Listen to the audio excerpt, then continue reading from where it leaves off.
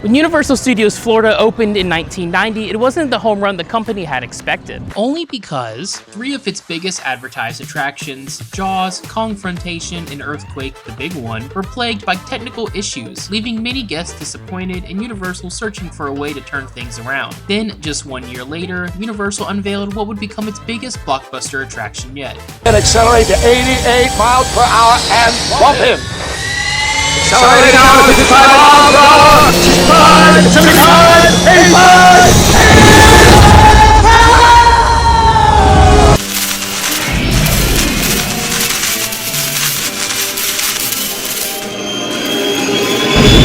This is the story of Back to the Future, the ride.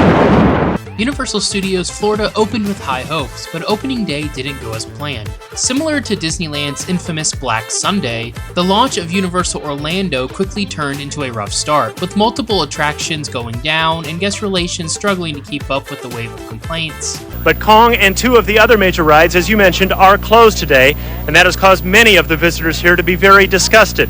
In fact, the message from many of them is, don't expect us to pay if the park isn't ready. Tourists are very disappointed. A little disappointed, yeah. I mean, there's not much else to do. $84 for what?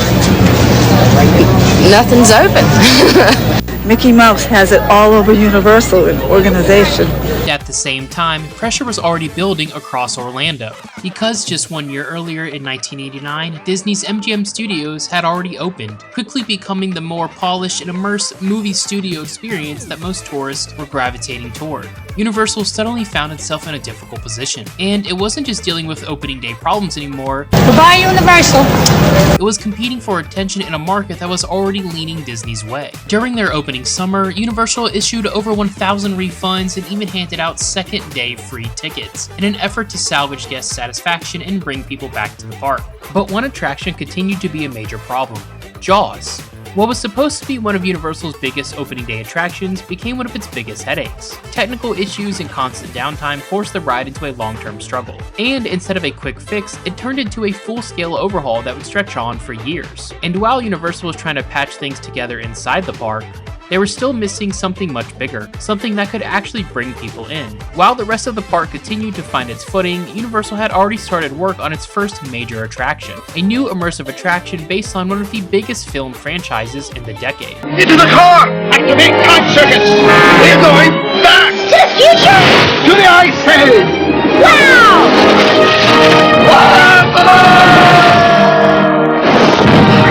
Great Scott!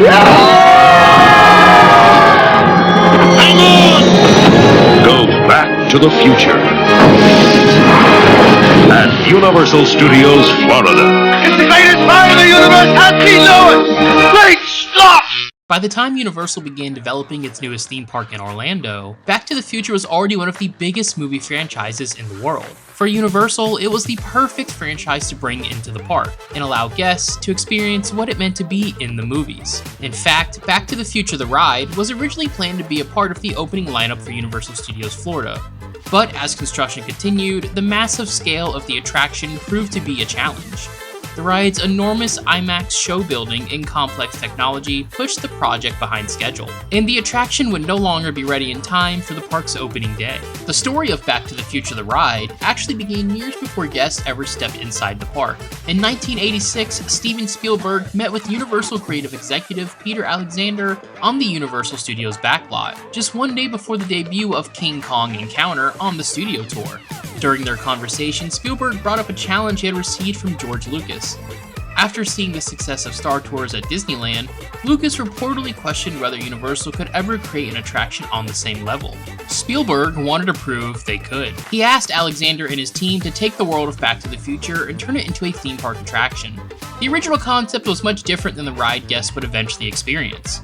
Early plans called for a roller coaster, but Universal quickly realized that a roller coaster would move too quickly to tell the kind of story they wanted. The solution was inspired by the technology behind Star Tours, a motion simulator. Instead of simply riding through scenes from the movie, guests would feel like they were actually traveling through time. With Universal's approval, Alexander and his team began developing what would become Back to the Future, the ride. The team partnered with Boss Film Studios and visual effects artist Richard Edlund to create the film portion of the attraction. To test the experience, the team rented an empty OmniMax theater in Vancouver that had been left over from the 1986 World's Fair. They even built a prototype ride vehicle to experiment with the motion and make sure the simulator could create the feeling of time travel. While Star Tours put 40 people into a single closed cabin looking at a small screen, to make guests feel like they were flying through Hill Valley, Universal utilized OmniMax technology. They built 2 massive dome theaters inside the ride's show building. Each dome housed 12 individual 8-passenger DeLorean ride vehicles, stacked on a matrix of scaffolding across 3 different levels. When the ride started, a massive scissor lift pushed the DeLorean cabins out into the open dome. Because of the curved nature of the dome, the guest's vision was completely filled by the screen. You couldn't see the other cars above or below you, only the open sky of Hill Valley. Even though Universal was already testing film ideas for the ride, what was being tested isn't what they ended up with. In fact, Universal hated the original film ideas for the ride. It was just scenes from the movies versus an original story that they were looking for. With an opening day looming, Spielberg brought in Douglas Trumbull, a visual effects legend who ended up working on popular movies in the future like Space Odyssey, Blade Runner, and Closer Encounter of the Third Kind. Trumbull used a highly specialized fisheye lens to shoot the ride's film in a way that it would perfectly fit on the OmniMax curved screen. The 4-minute ride video was actually a massive multi-million-dollar production, shot on 70mm film. The technology behind the Back to the Future ride is truly amazing. Hollywood's top special effects experts have created a film that completely surrounds you. When combined with a computer-controlled DeLorean, the effect is stunning. All of the scenes for the film were practical miniature sets. The Hill Valley set was a 1x24 scale model that took up an entire soundstage. Other scenes like the prehistoric age used puppeteers and stop-motion effects. To eliminate motion blur and make the action look real, Trumbull shot the film at 48 frames per second. Once the film was finished, a team of programmers had to sit in the prototype DeLorean ride vehicle and manually program the hydraulic motion chassis, frame by frame, to perfectly sync the visual cues of the film. After years of development and missing the opening of Universal Studios Florida, Back to the Future the ride officially opened on May 2nd, 1991. For Universal, the attraction represented more than just a ride. It was a $40 million gamble to prove the company could create a world-class attraction capable of standing alongside Disney's best. And almost immediately, that gamble paid off. Guests lined up for a chance to climb inside a DeLorean and race through time with Doc Brown. While critics praised the groundbreaking technology and immersive storytelling, Some of the stars of the Back to the Future movies, Michael J. Fox, Mary Steenburgen, and Tom "Biff" Wilson, charged up the ride and delivered glowing reviews. It's great. I mean, it's really unbelievable. It's the best ride ever built. You can have a blast. I just don't think anything different should be legal, but it is. So you should go on it. It's unbelievably wonderful. It was the best ride I've ever been on, and I've been on a lot of rides. I thought it was great because it was just like the movie. You hear Doc Brown always saying stuff, and he's always coming to the rescue to save him. Universal is counting on that kind of optimism as they ride their premier attraction into summer number 2. Greg Fox, Florida's 2 News, Universal. the ride quickly became the signature attraction Universal Studios was missing. It's really unbelievable. It's the best ride ever built. You can have a blast.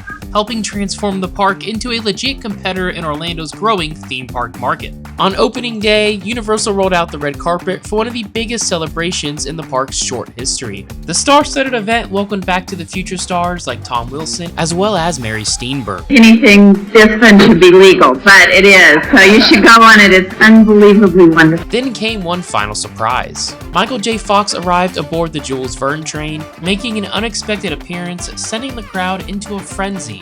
While he never actually appears in the ride itself, or even the pre-show. And instead of a traditional ribbon cutting, Michael J. Fox, Tom Wilson, and Mary Steenburgen used an oversized version of Doc Brown's remote control from the original film to officially activate the attraction. Unlike most attractions of its time, Back to the Future the ride didn't simply tell events from the film. It placed guests into a new adventure. The experience began inside the Institute of Technology, a research facility founded by Doc Brown following the events of the trilogy. Throughout the queue, guests would pass experimental inventions, futuristic displays, and of course, several DeLoreans preparing for their first test flights. During the pre-show, Doc Brown welcomed guests as volunteer time travelers, explaining that the Institute's newest fleet of 8-passenger DeLoreans were ready for testing. But before the experiment could begin, Biff Tannen stole a time machine, forcing Doc to recruit guests to chase him through time. After climbing aboard their own DeLorean, guests accelerated to 88 miles per hour and launched into their adventure. Accelerating now to 55 miles per hour, 65, 75, 85, The chase began above Hill Valley before sending guests through the Ice Age, a prehistoric Earth filled with towering dinosaurs and erupting volcanoes, all while trying to catch Biff before he could disrupt the space-time continuum. The adventure came to an end back over Hill Valley, where one final burst of speed sent the DeLoreans home safely, completing one of the most advanced theme park experiences ever created for its time. After a rocky opening year for Universal Studios Florida, Back to the Future the ride was exactly what Universal Studios had been looking for. The attraction quickly became the park's signature attraction, drawing guests eager to step inside one of Hollywood's biggest franchises. And its success didn't stop in Orlando, because Universal realized they had something special on their hands. There's never been anything like it. It's been copied and imitated, but nothing can touch it. With a megaton of pulsing power and a mind-blowing overdrive that literally burns up the road. It's the thrill ride that every other ride is measured against, but nothing comes close to Back to the Future at Universal Studios, the ride from the 21st century. Just 2 years later, on June 12, 1993, Back to the Future the ride made its way to Universal Studios Hollywood, replacing the original Battle of Galactica attraction. While the Florida and Hollywood versions shared the same ride system and story, Hollywood featured a different queue layout, and was built inside an existing show building rather than a purpose-built structure like in Orlando.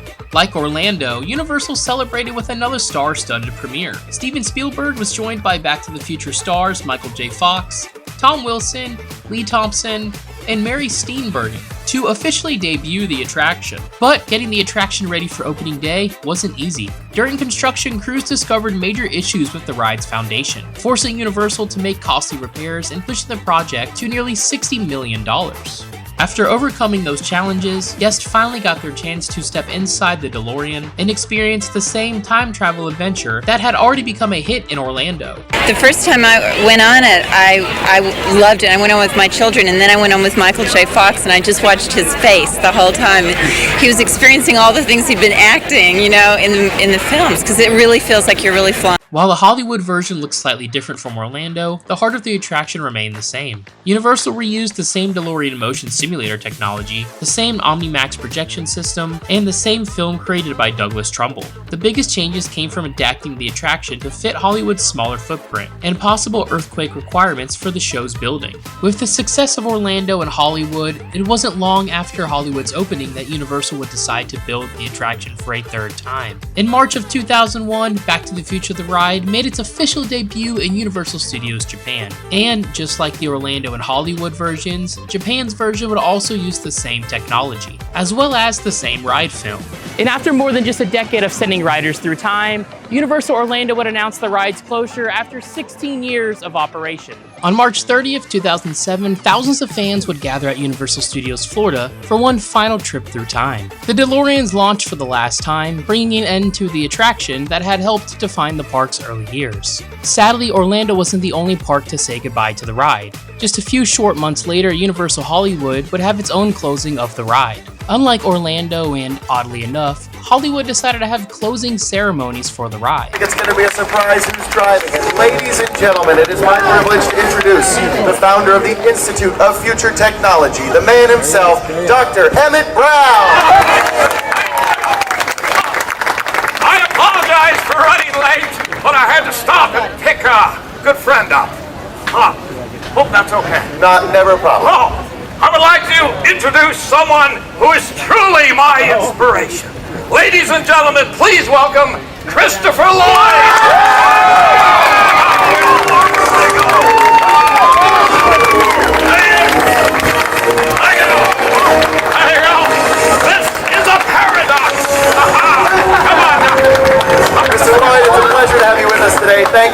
us celebrate the countdown to the final flight. Very good. Great stuff!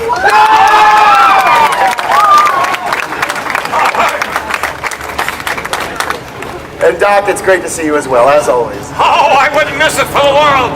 Back to the Future, the ride has made it possible for millions of guests to visit the past and explore the future. And I'm happy to send it off in style. Well, seeing as it's just a few minutes past 10:04, and if you've seen the movies, you know the importance. Past 10:04? Yeah. Great Scott! Oh, we must hurry! Oh my God! If we start the countdown without connecting the past to the present, we may not have a future! Yes, over here! Oh my God! Here you go! Yeah, you better not drop it this time! Come over here, Bob! I think you know what to do with this! All right, gentlemen, it's time to send the Institute of Future Technology back to the future. Let's go, boys! Great Scott! Oh, it's working! It's working! Oh, we did it! Great Scott! Yes! Oh! Ladies and gentlemen, the month-long countdown to the final flight of Back to the Future has begun. Come visit one last time before the ride is history. Gentlemen, one more ride. Oh, we have the time! Come on, boys! Oh, I just ride shotgun. There you go. Have a good one. Make sure you ride the ride here at the entertainment capital of LA! Thank you!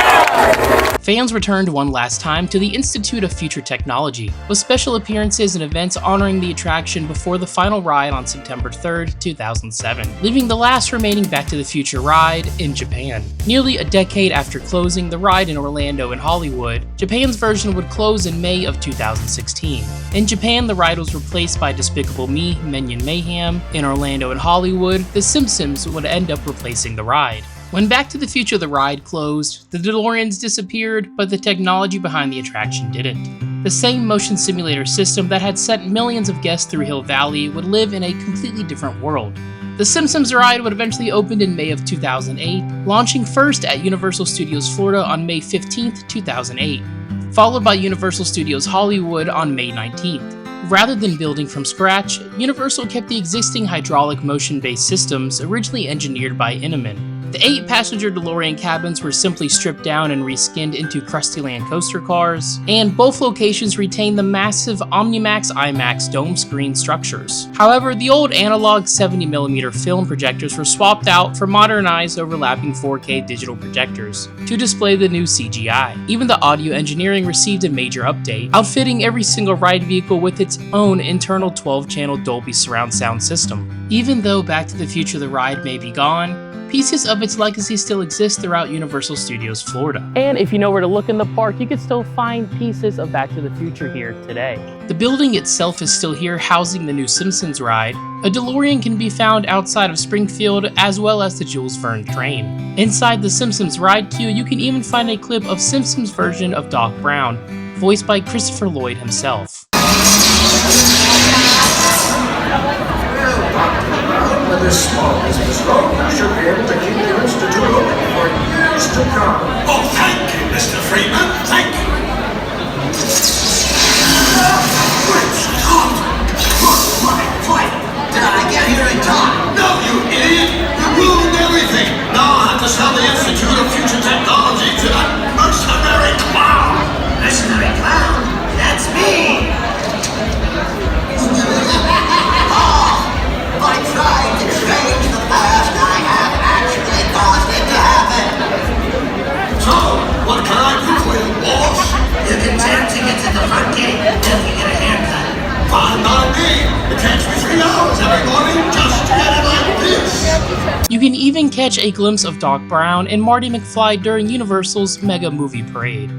After 25 years, Back to the Future the ride officially became a thing of the past, but its impact on Universal Studios never disappeared. This was more than just a simulator ride, it was an attraction that showed yes, they could really step inside the movies they loved. It truly helped change the direction of Universal's parks, and set the stage for the immersive experiences that would come after. Sadly, I never got a chance to actually experience Back to the Future the ride, and that's a disappointment for me.